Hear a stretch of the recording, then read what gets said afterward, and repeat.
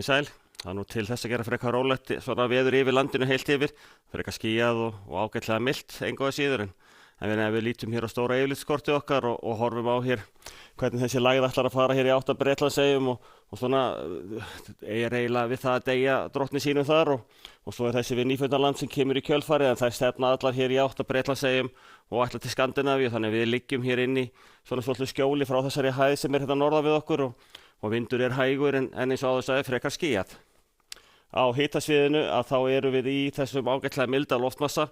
og það ekkert að breytast alveg á næstu dögum og við erum inn í mjög svona bara rólegu og stillu veðri og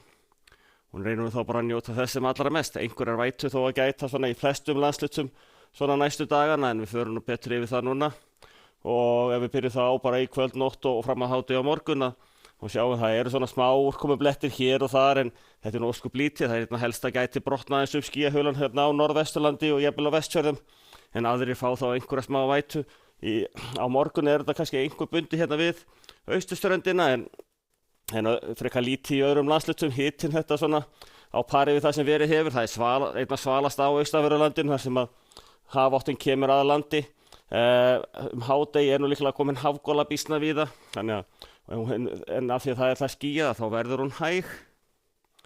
og síðan þróunin þá yfir til þriðjudags að þá kemur þessi úrkomubakki hann svona svifar inn og tilbaka hérna allar austast, einhverjar skúrir hérna aðra nótt þannig að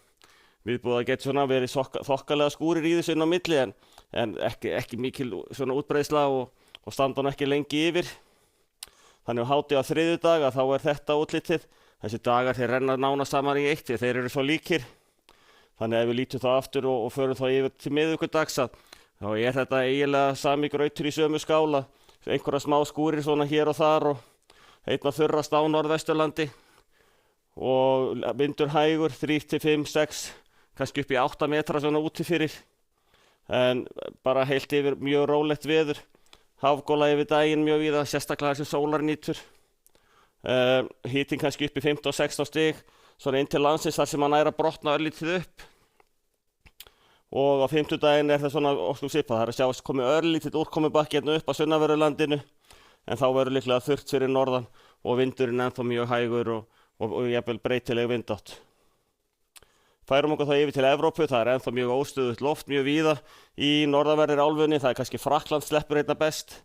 og mikið af skúraleiðingum og þrumur og eldingar hér svona niður í Balkanskaga og þar austur úr. Orðið skárra þegar maður kemur suður undir Miðjarðarhaf, Ítalíuskaginn svona mestu leyti nema kannski norður Ítalía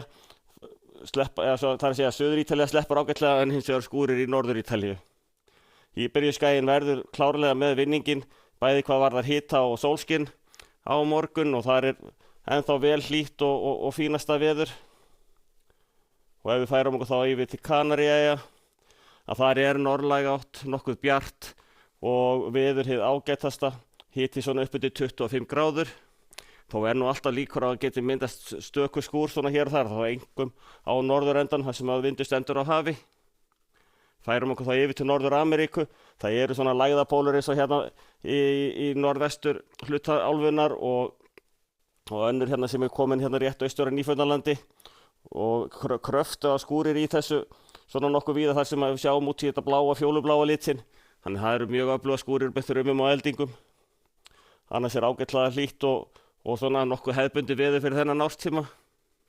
En við skulum enda þá að kíkja hér á Íslandskortið á morgun. Hæg breytileg átt, hiti svona 10 til 15 stig býsna víða en svalar allar austast.